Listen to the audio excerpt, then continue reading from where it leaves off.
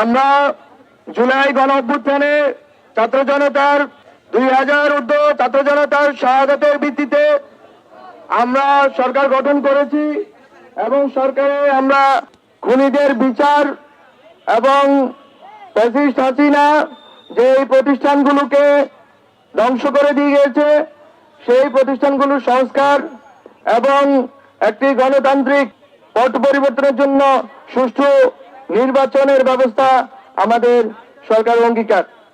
আমরা মনে করি বাংলাদেশের জনগণ গত 16 বছরের কাছাকাছি সময় হাসিনার দীর্ঘ স্বৈরাচারী এবং ফ্যাসিস্ট আমলে নিপীড়িত হয়েছে, বাচ্চাদেরকে গুম করা হয়েছে, মা বোনদের দর্শন করা হয়েছে, ছাত্র জনতাকে খুন করা হয়েছে, অনেক শত শত লোককে হাজার হাজার লোককে পঙ্গু করে ফেলা হয়েছে। আমরা সকল রাজনৈতিক দল, ছাত্র সংগঠন, শ্রমিক সংগঠন, নারী সংগঠন, আলেম ওলামা সবাই মিলে এই ফ্যাসিস্ট হাসিনাকে উৎখাত করেছি।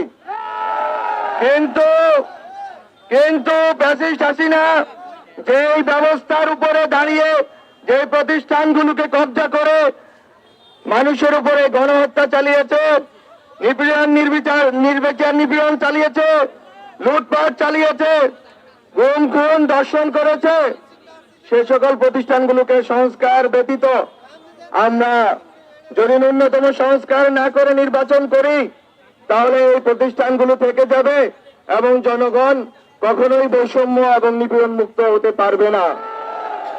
সুতরাং সংস্কার কমিশনের রিপোর্টের ভিত্তিতে খুব শীঘ্রই রাজনৈতিক দলগুলোর সাথে সকল অংশীজনদের সাথে আলোচনার ভিত্তিতে ন্যূনতম সংস্কার করে গণতান্ত্রিক ভাবে ক্ষমতার পট পরিবর্তনের জন্য নির্বাচন ব্যবস্থা করা হবে।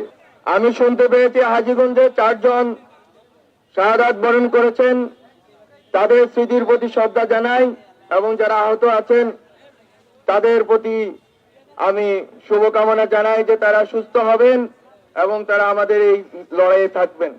আমাদের লড়াইটা মূলত বাংলাদেশে গত 53 বছরে আমাদের লড়াই একটি স্থিতিশীল গণতান্ত্রিক বাংলাদেশ প্রতিষ্ঠার লড়াই, একটি ফ্যাসিবাদ মুক্ত বাংলাদেশ প্রতিষ্ঠার লড়াই। যদি আওয়ামী লীগ আবার ফিরত আসে তাহলে আবারও ফ্যাসিবাদ ফিরত আসবে।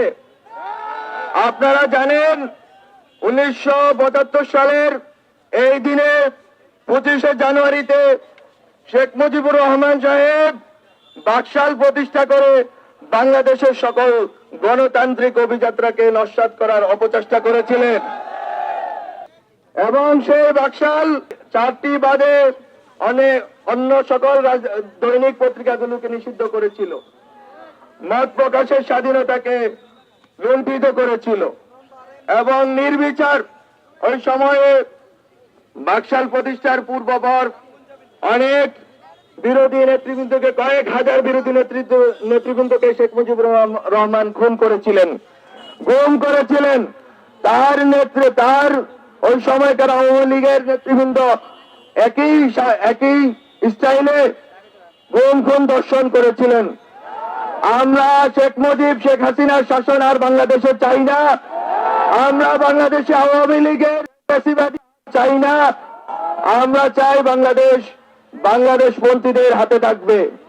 বাংলাদেশে দিল্লি পন্থীদের কোনো স্থান আর হবে না।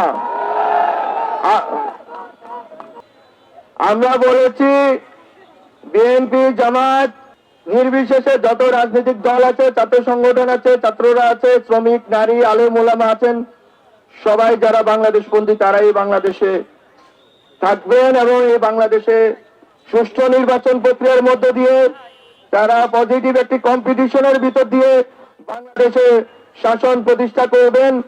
বাংলাদেশের জনগণের বৈষম্য বিরোধী এবং ইনসাফমূলক একটি শাসন ব্যবস্থা কায়েম করবেন। সেটা যারা বাংলাদেশপন্থী তাদের মধ্যকার নির্বাচন হবে। বাংলাদেশ বিরোধী আওয়ামী লীগ ফ্যাসিবাদীদের কোনোভাবে নির্বাচনে অংশগ্রহণ করতে দেওয়া হবে না। আমাদের সরকারের যে অগ্রাধিকার আছে সরকারের অগ্রাধিকার রয়েছে খুনিদের বিচার করা, গুম খুনের দর্শনের বিচার করা এবং সংস্কার করা, এবং অবশ্যই সকল বাংলাদেশপন্থী রাজনৈতিক দলগুলোর অংশগ্রহণে একটি সুষ্ঠু নির্বাচন উপহার দেওয়া বাংলাদেশকে। গত 16 বছরে যেটা সম্ভব হয়নি।